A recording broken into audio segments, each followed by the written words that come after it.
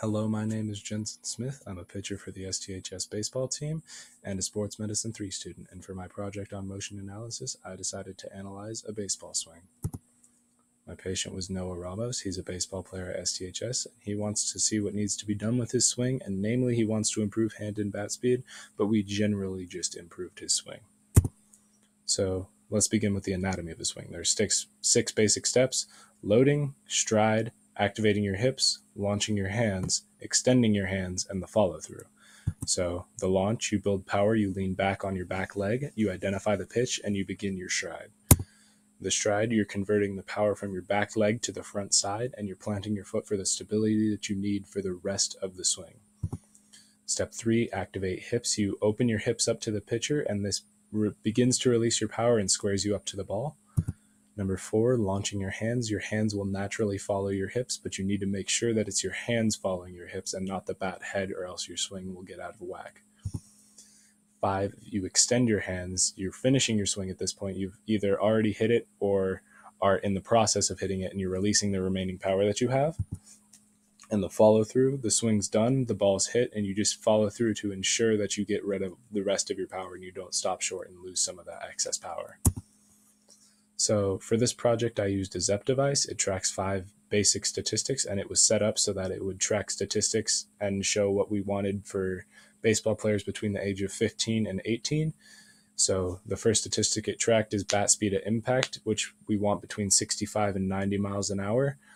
That's just obviously how fast the bat head is moving at the time of impact with the ball. Number 2, hand speed max, 27 to 33 miles an hour.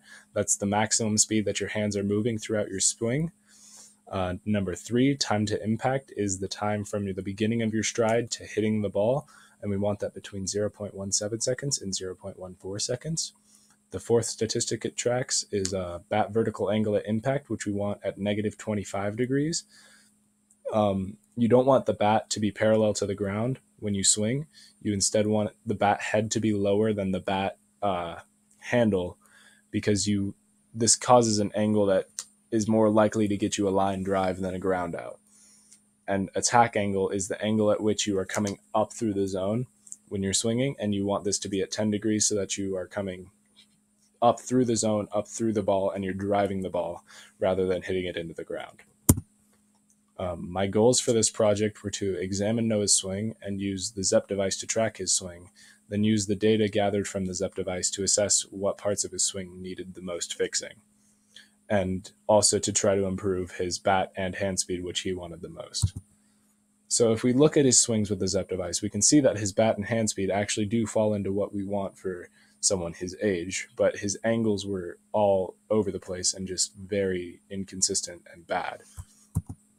So here's one of the swings. You can already tell just from the red line where the ball was hit that it was already hit at a very weird angle and spot. So I had Noah do a drill called the high finish drill, which essentially you hit the ball and you follow through higher than you typically would.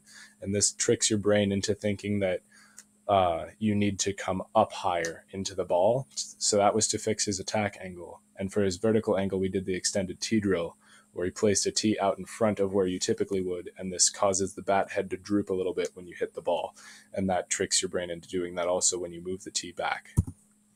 So after these swings, I just had him slow it down so that way we could really work on getting these angles correct. So as you can see, the rest of the statistics have gone down, but his angles are getting finally correct. So I think this is a much prettier, albeit slower swing, but it still looks better.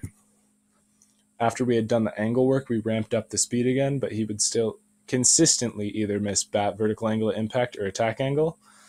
So here's one of those swings, and you can tell just from this one that his vertical angle is coming downward rather than upward the way you want it. So he probably hit this ball into the ground. After numerous attempts, we were able to get to the point where his attack angle would be consistently positive and in between 1 and 20. As you can see here, I've given 2 examples.